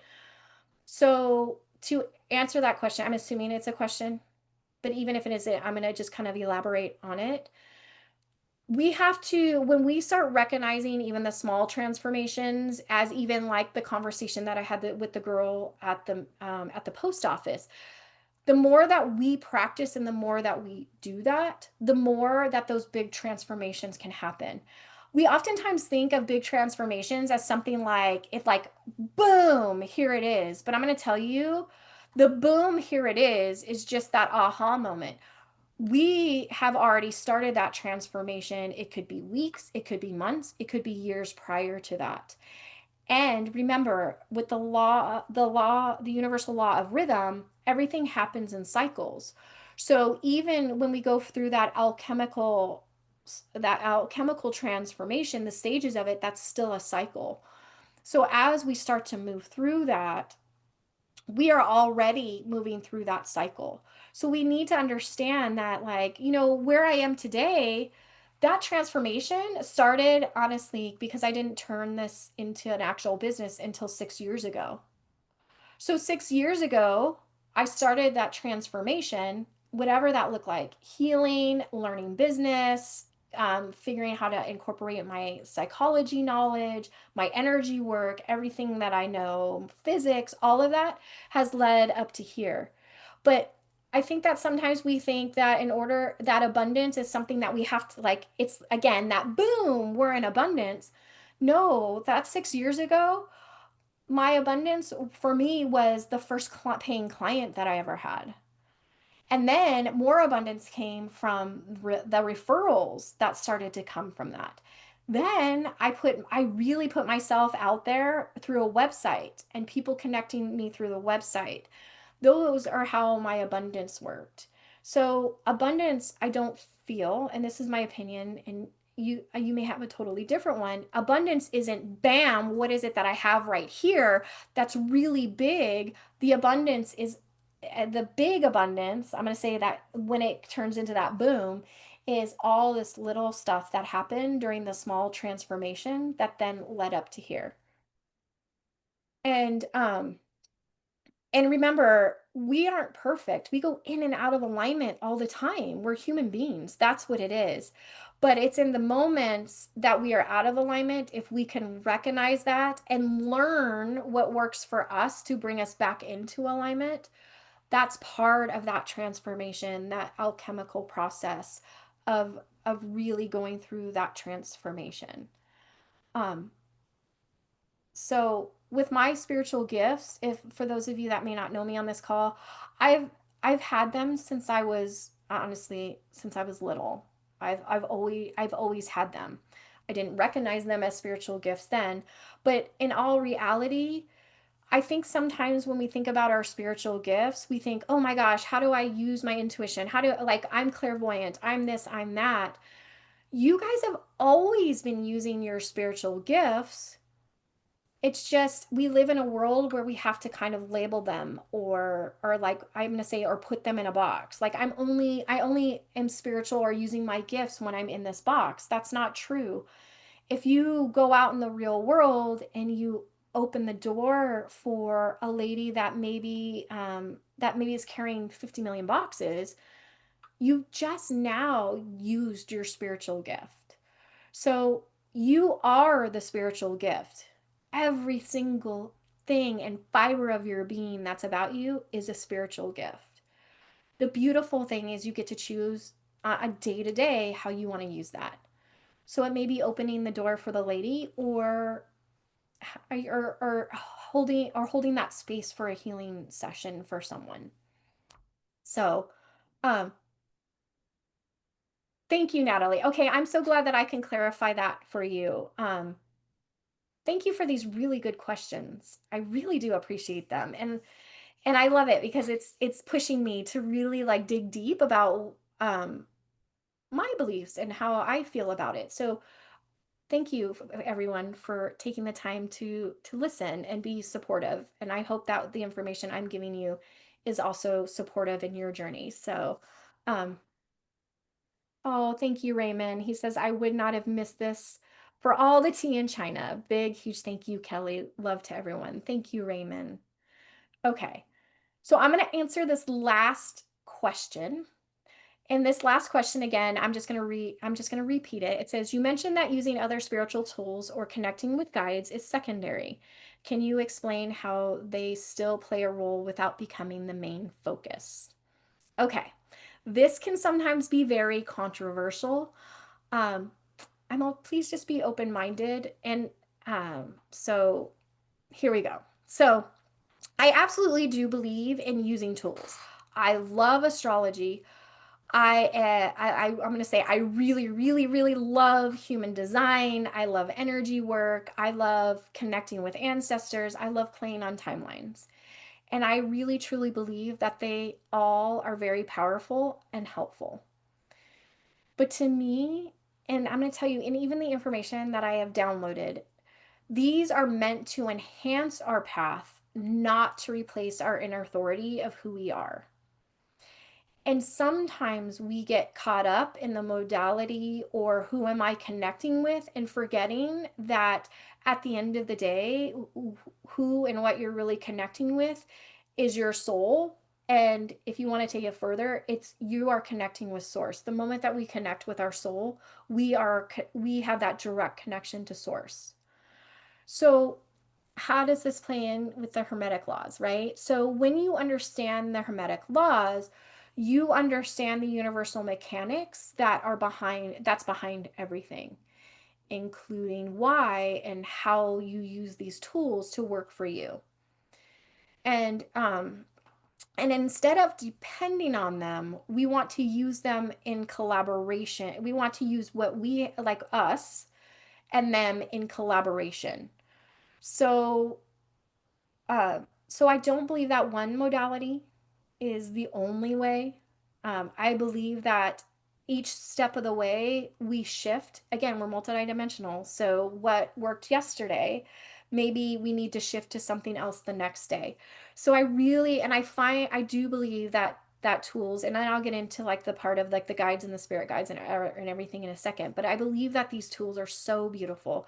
But I really do believe that they're here to just help us in enhancing our expansion and our evolution, but it's not the end all be all. I'm going to tell you the end all be all is just remembering who you are and the beauty and that's beautiful all in itself. So, um I'm going to use an example with with hermeticism. So, if you understand again polarity and rhythm and how that works, and if you understand polarity and rhythm, and I'm saying within yourself, you don't necessarily need a tarot reading to tell you that maybe you're in the low cycle of your life. So the more that we come into awareness of who we are and how these universal laws move within us, we don't, and I'm not saying that tarot is bad because I love tarot readings and oracle readings, but I'm just using that as an example. We don't necessarily need them or need to rely on them for us to tell us how we're moving through this beautiful world. We can already recognize it as part of just being like the natural swing of energy and how we are moving within that energy. So I think the important thing that we need to understand is that when we work with beautiful modalities like astrology or human design or tarot or oracle or any type of work, that we are really using them as mirrors. They're reflections that are here to help us just refine what we already, and I'm telling you, we already intuitively know. So, um, I hope that you're not getting from this me saying, please don't use any modalities or tools. Yes, use them. Use the ones that resonate with them. But the reason that I'm saying this is I want you to come back knowing that you already know what it is. the thing that we run into is trusting what it is that we get.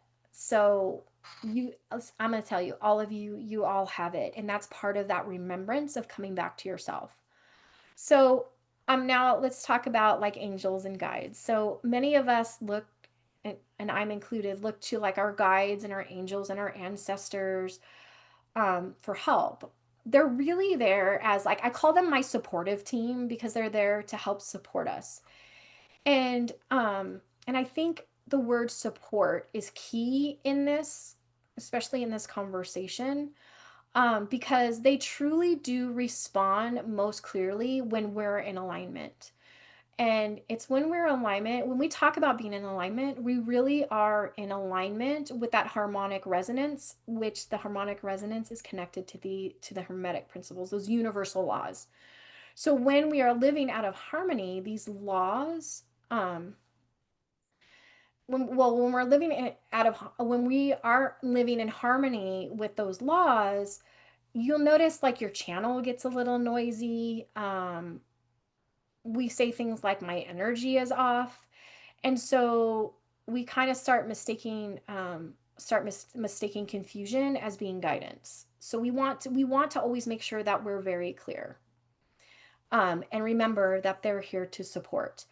And now I'm going to say this, and it may be very controversial, and that's okay. I'm willing to go through it. But I'm saying this with so much love and clarity because I feel like this is where a lot of people, I'm going to say unintentionally and unconsciously, oftentimes give their power away. And if you know me, I'm all about you harnessing your own power. So oftentimes one of the things that I hear are people say, my guides told me I have to do dot dot dot dot dot, or my angels said I shouldn't do A, B, and C. And every time I hear that, it kind of makes me go a little bit like, oh, I get a little bit concerned. Not because like I said, I don't believe in guides or angels. I wholeheartedly do. Like I know that they exist. But it's because of what happens energetically when we hand our decision making power over to them. So here's the truth, or I'm going to share my truth, because I've channeled on this a lot, just so you know. But I want to share with you, like our guides, are the angels that we connect with, our ancestors, even when we connect with galactic beings. They truly are not here to rule us, to rule over us. They're here to support our alignment. They they offer guidance. They offer reflection and perspective, but what, in all honesty, what they cannot and should not do is make our choices for us. So when we start using them as authority over our path, we oftentimes begin to step out of our own divine sovereignty. And we begin to disconnect again from our own, like again, from our own autonomy, which is our divine autonomy is one of the highest expressions of our own spiritual maturity. So even our guides are bound by the same laws. The guides, angels, galactics, they're all bound by the same universal laws that we are because we all come from source. They have to operate within that universal law framework under source and not above it. So their highest role truly is to assist us in remembering who we are, not telling us who we're supposed to be. So I used to fall into that a lot. I would be like, my guide said I have to do this. This is the way to do it. The angels are saying this. This is what I have to do. And I was constantly giving away my own power. And you know, and like if any of you watch my other stuff, you always hear me. Anytime I have a question and I ask it, like information comes in. And this was part of the messaging, the channel messaging that I was getting was like, stop handing your power away. And they don't want it anyway. They're really here to support us. But here's what I do believe. I do believe the reason that we do that and we do it unintentionally, we may say that and we don't even really realize that we're saying that, is I really do believe that it comes from societal conditioning. Because from the moment that we're born, we see our parents, our caregivers, our teachers, for me, all of my soccer coaches as being like our authorities. And we oftentimes have been conditioned that, oh, the authority knows, right? And so we oftentimes give our power away and follow what they say. So you'll experience this a lot even in the workplace, like bringing it to more practicality in the workplace. We do what our supervisors and our leaderships tell us to do because they're the authority, whether it's wrong or right. Like, I mean, unless you're me, I have a big mouth and I will be like, well, why are we doing this? But but like we oftentimes will do it because it's our job. Our job can become our authority. So we have naturally been programmed over time to give that power away without even thinking about it. And so I feel like when we kind of come into our spiritual way of being, and we get really excited, because I don't know about you, I was super excited when I was like, I do have guides. They're not my playmates from when I was 4 years old. Um, we have that a tendency to think that they're above us. I'm going to tell you, none of them are above us. We are all part of that same web, working together towards that oneness and being expressions of source. Not one is better than the other. So we don't want, so I'm going to say it's important for us to try not to give that power away. So what do we want to do? We want to anchor first into, and I always go back to those universal laws. Let's anchor into source. Like, let's just call it what it is. We want to anchor into source. And then we start understanding why our guides are showing up and how they communicate with us, and it's always in a way to support our free will and our divine growth, not telling us what to do.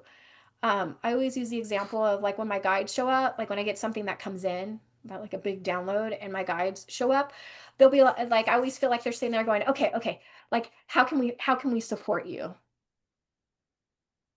Yes, Alice, they do assist us along with source, to learn, and they do assist us in our learning. Okay, so the question that she says, don't they assist us along with source? I call God. Okay, so to learn how to live on purpose in higher frequencies for the good of all. Yes, so give me a second because I want to make sure that I answer this properly for you, Alice. Like, I'm going to say assist to me is the same word as support us. If we connect and we are in alignment with who we truly are, then, and we say, you know what, like, um or maybe it's like, I want to learn how to connect more with my soul, and we ask them for help, they're going to assist us on doing that. They're not going to say, oh, I'm using this as a very, like, extreme example. They're not going to say, well, you have to do this. You have to connect with your soul, because ultimately, if we don't want to connect with our soul, we don't have to. We truly don't have to do anything. We choose to do it. So they're here to support us. So a good example, maybe I want to step more into doing, I'm using again as an example, chakra healing, okay? And I want to start coming more into alignment with that. So one of the ways that they help us is very much through synchronicity. Maybe I'm scrolling through social media and a class pops up on how to do chakra healing. So I take that class, or maybe I say, I really wish that I had more time in the morning to do more meditation. And we ask them, can you help support me in doing this? Then maybe for the next week, the clients that you have in the morning, or maybe the meetings that you have in the morning, they all get canceled to give you that 10-15 hour time of meditation. It says, yes, that's what I meant to. Support guide. I'm asking because I'm still learning. Beautiful. Alice, I love that you asked. Yes, ask all the questions all the time, because that's exactly how you learn. And I'm so glad that you see it as being support. So they are never here to force, but to teach us how to live in higher alignment. Yes, Alice, beautiful. That's exactly it. And I use this big, long thing to answer the question, and you summed it up perfectly. Yes, they're never here to force us to do anything. So I always caution people and that when if you're saying, well, my guides are saying I have to do this, to really take a step back because is that your conditioning that you're putting on the support of their guidance? Or I don't necessarily think that we're connecting with something that's saying do this, but it's all about really checking where our conditioning is at. So yes, I'm in full support of connecting with and collaborating with everything that is there to support us. But let's connect it and do it by using their support, remembering that we hold and harness all of the power. We have everything that we need. And again, I'm using power in a loving way, not a controlling way, but we have everything that we need. I'm still trying to understand my aligned path. Cool. Like, good for you, Alice. I'm going to tell you, it is going to be a lifelong study of understanding your aligned path because you will grow and expand in ways that you never knew that you could, and through every expansion there's new understanding to gain, and that's part of the beautiful process of walking and learning and coming into alignment. But I can tell you every time that we expand and that we grow, what's really happening is we're taking off a layer that doesn't belong to us and we're coming back to remembering who we are. And I think that's the absolute beautiful part about this journey that we are on. As rough and tough as it can be, there is so much beauty in it. And yes, so many layers, so many. And Raymond said 74 and still learning as ever the learner. Yes, and that's what it's all about. It's just, they always say it's not about the destination, it's about the journey. And I know may sound so cliche, but that's truly what this is. It's about the journey and the experience. That's so beautiful. And we always get to come back to choice of how we want to experience it. And I just think it's so cool. I think it's so cool. I think I really do love people. And when I hear about their experience and their journey, whether it's difficult or amazing, I have all of the good feels about it because we get to actually experience something that I'm going to say so many other beings don't get to experience. And it's so cool. Okay. Natalie, you said, what are your views on connecting with our higher self and and or future self to guide us in co-creating the life and transformation? Well, I think that we should always be connecting with our higher self. Our higher self I'm going to say is what we tap into to have that direct connection to source. And our higher self, it's kind of like the best way I could describe it is kind of, I put it up here, but like our higher self is kind of like the mediator, right? Information comes from source, higher self gives this to us. We may have this idea that comes up, we give it up to higher self kind of checks with source says heck yeah, do it, and it comes back down. It's always moving up and down. um we're always connecting with our higher self. um we all have our unique ways of doing that, but our higher self is always in play. What happens is the distortion that we put in between it. So it could be limiting beliefs, it could be conditioning, it could be programming, all of that noise that we put there. Every time we start removing those layers, we start to hear clearer and clearer. Um, as for your question about future self to guide us in co-creating the life and transformation, here is my theory. Everything is happening in the now, past, present, and future. So my theory is truthfully, we really don't have a past. We really don't have a future. It's all right. It's all right here and now. So what we're connecting with is an aspect that's connecting to that frequency of what it is that we're needing. Just like when we talk about timelines, like that's kind of how we're really talking about timelines. And you hear people say, well, connect to that timeline that already has it. Well, that's what we're doing because it is all happening right now. The reason that we talk about past or future self is because we are humans, and the way that we understand time is only in linear time. We know that, this inner, well, my self interview happened like 2 hours ago. That's in the past, right? From here, when we're all done, I'm gonna go eat. That's in the future. But the truth of the matter is that I'm going to say in the realm of, like, even just by physics, there's no such thing as time or space. It's all happening right here in the now. So when I'm connected, this, and again, this is my thought, when I'm connecting, I do know, this is again me, I do know that I'm not necessarily connecting with something in the future. What's happening is that I'm connecting with that frequency that's giving me a feedback that says this is something that's already happening in the now. Do I want to choose to step into it, or I can choose to ignore it, but it's happening in the now. So I'm not one that actually believes in past or future. I really know that I truly believe in what's happening in the now. I do talk about it as being past and future because again, we understand in linear time, but when I'm like, even when I talk about connecting into timelines, I'm not really connecting with your future self, your past self. I'm connecting with I'm connecting into that multidimensional energy, that energy that's right there of truly what is happening now. I think, I don't know if you guys follow Bashar or not, or Daryl Anka, who channels Bashar. And I think that he said it best, is that from moment to moment to moment, every millisecond we are changing. We are no longer the person that we were a millisecond ago.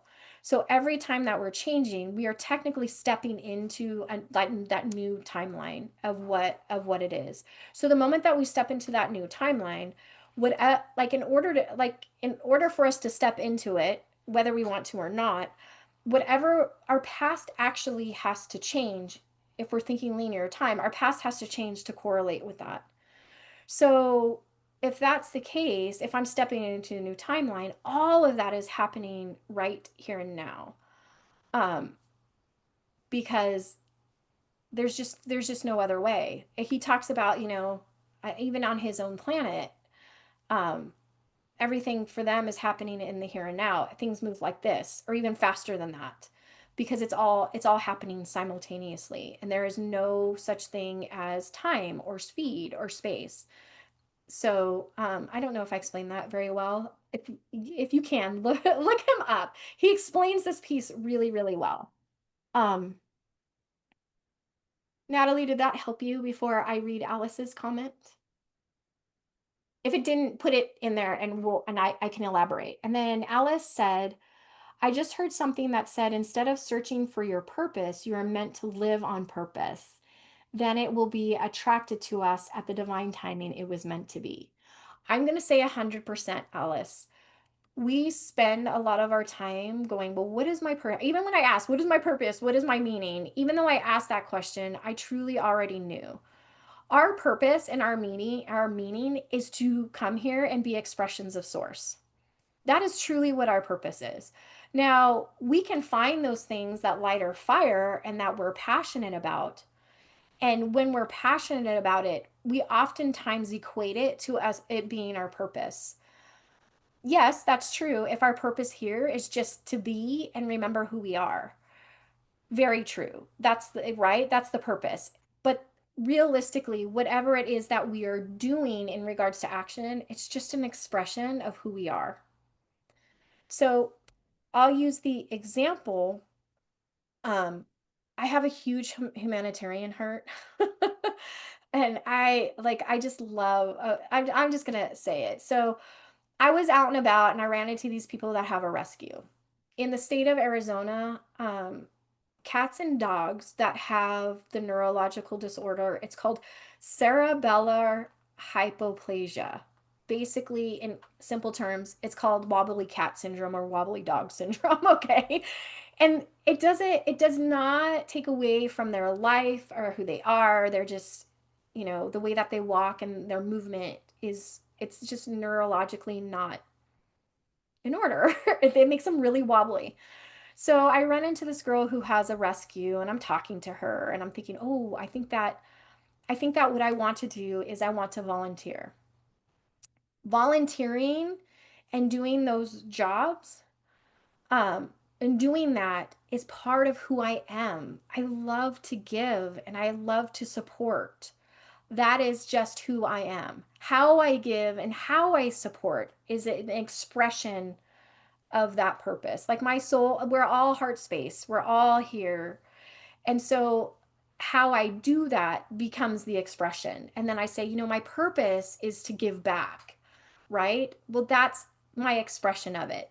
And so I'll be honest with you, I talked to her about volunteering. She doesn't have any spots. But you know what I did? She had one wobbly cat that again they euthanize them because people oftentimes don't adopt them. They stay in the shelters for long periods of time. We do have some no kill shelters, but not very many, unfortunately, here. And so my way of giving back was I'm going to rescue this kitten. Did I need another pet? Probably not. Did I rescue the kitten? Absolutely. And my heart is so full because you know what I get to do as my heart of wanting to give? I get to give this cat, this beautiful cat, a chance at life. I get to feed him and love him and snuggle him and probably torture him with all of my kisses, but that's what I get to do. So when we're talking about purpose, our purpose is just to be whoever it is that we're here to be. What it is that we do that we correlate to purpose it's truly is just an expression of what we already are. Okay. And then Natalie, you said, yes, that helps and gives perfect perspective on aligning the highest timeline. Oh, awesome, Natalie. All right. I have kept you guys here for longer than 2 hours. And I am so grateful that each and every single one of you has came and you guys stuck it out. You asked amazing questions, beautiful questions. Your comments were beautiful just as well. And I'm so happy that we were able to have this time to co-create in the way that we did. So my heart is so grateful to all of you for just allowing me to share who I am with all of you and you share who you are with me and for again for supporting this platform. Just like with all my speakers, I do have a gift.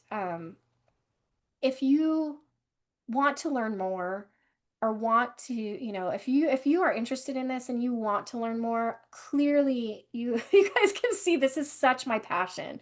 I want everybody to really just understand and learn how to live with this because I want every single person to live and flow and in alignment and love. And I'm not just saying that because I really do feel that. But if this is something that you want to continue learning on, I do have a membership. I call it my CLEARITY Method Collective Mystery School membership. It is all about this and working together and learning from you just as much as you're learning from me. There's a ton of stuff in there. There is resources that connect to the clarity method, that connect to life in general. Because, like I said, I have huge psychology background. So I'm all about how do we take these spiritually big and complex concepts and bring them into real life because we're living here and we need them. We need to know how to live. So if that's something that you're interested in, you get free, your first 30 days are free. Um, so you can try it out, see if you like it. If it's not for you, then like I said earlier, if it doesn't resonate, don't do it. If it does, I would love to have all of you. And you can find that in my speaker center. And again, any donations, I say it's free 30 days, but as you know, I'm doing donations. So even if you donated $5 for a month of just exploring and discovering and learning and really just coming into resonance with who you are. All of that goes to my nonprofit, SheRises, to really help empower women into stepping into their feminine leadership, however that may look. I don't ever want money or finances to be the excuse to not step into our own empowerment. So it goes towards scholarships, loans, startup money, if there's a class or coaching, whatever it is that they're needing, that's what it goes towards. So that, again, that's in my speaker center, and you can find it there. Or if you just want to work with me, you can also go to my website. It is SheRisesConsulting.com. I'm going to say for now, because I'm going to be going through a rebranding in the next 6 months.